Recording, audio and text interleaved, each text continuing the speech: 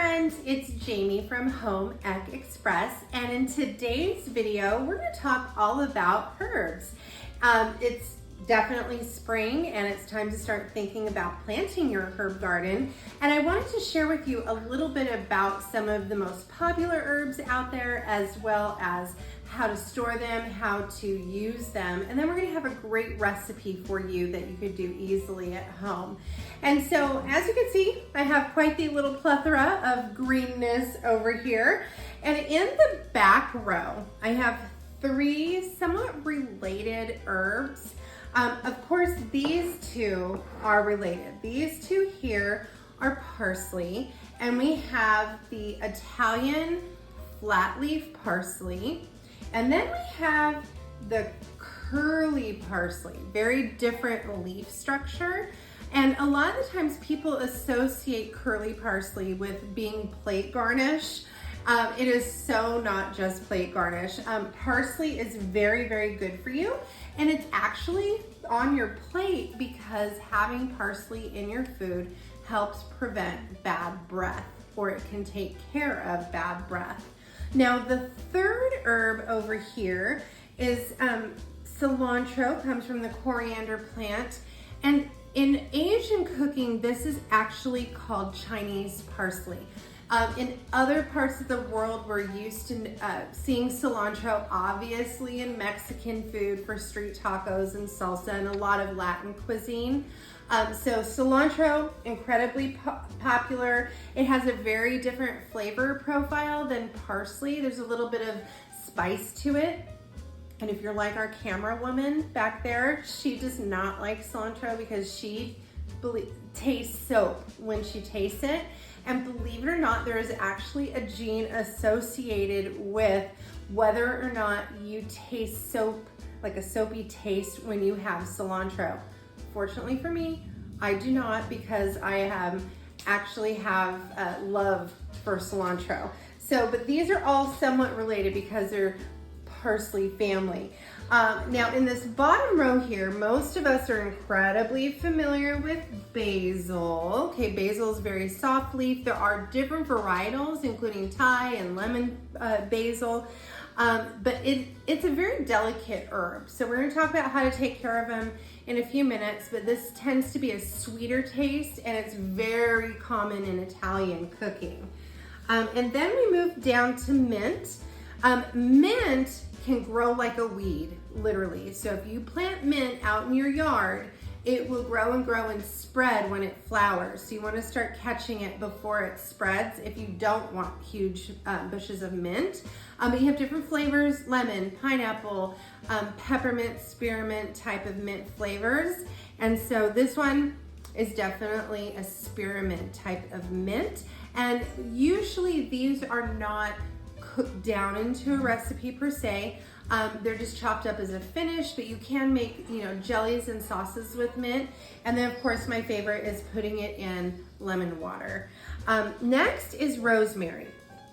Rosemary, there's a couple different varieties of it. It has a very, very thick stalk, and it's a very strong flavor. And there are some people who are actually allergic to rosemary because of the oils in it, so you want to definitely be aware of that.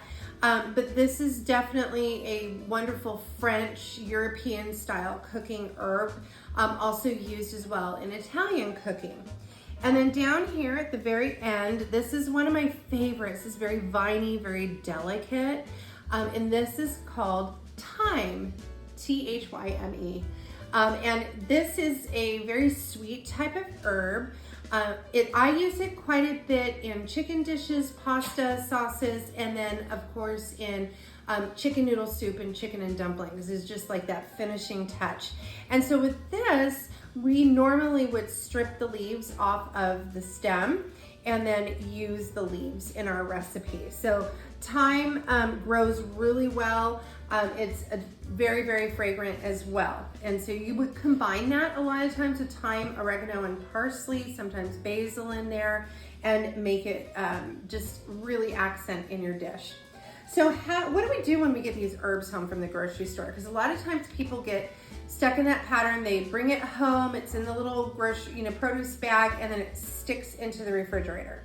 Okay, most herbs do not like to be washed until right before you use them, okay? So if you have cilantro and parsley, either form of parsley, if you have a salad spinner, you can wash them and then store them in a Ziploc bag with a paper towel in there to absorb any excess moisture and seal it really, really good. Basil, absolutely do not wash it before you use it, as well as the rest of the herbs. You want to just do it right before you cook with them. Now, what I love to do is if I'm not going to wash things right away, I will bring home my herbs from the grocery store. I will get some mason jars out, snip the ends so they have a fresh cut, and then stick them with just a little bit of water in the jar. And that actually helps to keep them very, very fresh. A lot of herbs can stay on the counter, or you can stick them in the refrigerator right in the jar. Your cilantro, sometimes you might need to put a little plastic bag cover over it because it does have a little bit more delicate leaf on there. But other than that, they're very hardy. Basil does not like to get really cold, and it does not like to be wet because it can get slimy or brown really fast. Thyme and rosemary and mint will last a little bit longer than your basil. If you do decide to wash the rosemary or the mint, make sure that again, they're in the plastic bag with a dry paper towel if you're working, you know, not right on the moment. But you can throw them in a mason jar, leave them on the counter or in the refrigerator if your house gets too hot. Now, what can you do if you're not going to use them right away? You can dry your herbs. You can dry peppers. I actually have here some of my own chili powder. I just simply dried some shishito peppers, let them ripen and dried, and then I put them in my blender and pulverized them, and then we have our own chili powder right there. And then one thing I did not want to forget to mention is lavender, because lavender plants are starting to come into season. They're perennial, so they will continue to grow every year if you trim them back. But there's different kinds of lavender. There's lavender that is just pretty or for scents, and then there are culinary lavenders. And so this is from my friend Lila of Central Coast Lavender Farm, and this is a culinary lavender. And what would you use culinary lavender for? You can use that, take a look at those beautiful little bits there of the lavender. Is very fragrant, but you can use the lavender to make lavender lemonade. It's a really fun magic trick for kids. You can use it in baked goods, scones, cookies, pastries, but also in French cooking. You will see a lot of lavender used in there, and lavender is in Herbes de Provence. And Herbes de Provence is a French culinary herb blend that is dry. So you have so many different options, but these are some of the very basics that you will see at your local grocery store or farmer's market. And if you really love to have fresh herbs, plant a garden. And you can also add in there marjoram, sage, oregano. I love fresh chives. That comes from the onion family. There's so many wonderful plants that you can start inside, move them outside as the weather starts to warm up. We have so many options. So what we're gonna do is we're gonna rearrange the counter here just a smidge, and then we're gonna come back and learn a great recipe that you can do at home that is just so decadent. So stay tuned. Okay friends, so before we get started on our recipe, I wanna share with you a few herb tools that I have in my arsenal, and I'll put the link to where you can find them on my Pampered Chef website down in the description. But the one that I've had for ages and ages, this is called an herb keeper. It's 2 pieces. It has a little mincing cup and measuring cup on the short side. There's water fill lines on both of them. I actually use this, besides storing herbs in it or using the mincing cup, I actually use it for asparagus quite a bit, because asparagus likes and will stay fresh when it's standing upright with just a little bit of water in there to keep the crispiness of your asparagus. So it's super handy. But if you need to have some minced herbs and you don't have maybe the knife skills or the confidence to do it that way, you can easily take your herbs, throw them in a little bowl, mincing cup, whatever, and take your kitchen shears, your kitchen scissors, and mince right in the cup. And that's super easy, and you have control over how fine it gets. This little guy here is an herb stripper, And so, especially when we have things like, you know, thyme and where we don't want the stalk, we're just gonna find the little notch on here that's best for the stem. And literally, we're just gonna go and strip the leaves off of our thyme here. It's ready to go. And then finally, this is an herb mill. It's kind of a funky little tool here. There's a ball in here to keep things moving. And then you would just throw in here your herbs that you need. It could be a blend if you're doing some kind of fun recipes. We'll grab some rosemary. We're going to pop this back on, and then you just start cranking and it will start chopping up your herbs for you, right? I'm trying to show you guys on the camera as well. And it just starts mincing all the herbs, and then it's down below in the little cups. You can do that right over a recipe if you wanted to, but super, super easy. So now what we are gonna make with our herbs right now is an Argentine sauce. I guess we could say it's almost like a pesto, but from Argentina, and it's called chimichurri. And chimichurri is divine. It is served over grilled meat. So if you're doing barbecue, if you have barbacoa, you can go ahead and put this on the top after it's finished, and it is just heavenly. Here is my salad spinner, and I have both kinds of parsley in here, as well as Elizabeth's favorite herb, cilantro. We're gonna spin. There's a break on there to make that stop. Salad spinners are probably one of the best investments if you like fresh foods that you can have in your kitchen. I guess if you're in a pinch too, you can smell it. It makes a whirlpool. Cilantro. And there's all the water down there on the bottom. If you were in a pinch and you had to dry your socks, you can literally dry your socks in here. Imagine that. I have not dried your socks in here though, okay? So we're gonna take my manual food processor. It's a 3-piece little food processor. And we're gonna take about a cup and a half each of parsley and cilantro.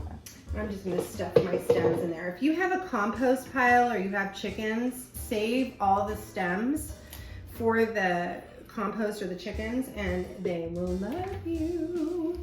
So we're gonna put a total of 3 cups of herbs in here. Okay, just rip it off. If you were fancy, you could use your knife and do it that way. And then we will add to this some cloves of fresh garlic, and hopefully you guys have seen our garlic video all about how glorious garlic is. And then we're just gonna mince this. So we're gonna add a couple cloves, as seen in the last garlic video. Here's our little garlic peeler. We're just gonna pop our cloves in here. And for good measure, let's add another clove. Okay. There we go. We're gonna pop the lid on, and then you are in charge of how fine your chimichurri is. So we're gonna go ahead and take a minute or so, and we're gonna start mincing herbs. Okay, so we have our minced up herbs in here, and to this, we are now, let's scrape the sides down though real quick. I'm gonna scrape the sides down. We have one little leaf in there that didn't wanna get mixed in. Okay, oh my gosh. Now, Elizabeth thinks that this is awful, and I think it smells divine because she has the gene, I think, of I do not like cilantro. I love it. So we're gonna add 2 tablespoons of red wine vinegar. Okay, and we're gonna add a 1/4 cup of delicious extra virgin olive oil. How easy is this recipe though, you guys? It makes you feel like really fancy, even though it's super, super, super easy to make. Okay, and then of course we need some fresh ground pepper and some freshly ground sea salt. And because I love a little bit of spice, there's just a little bit of red pepper flakes that we're gonna add to that. And then blend this all together.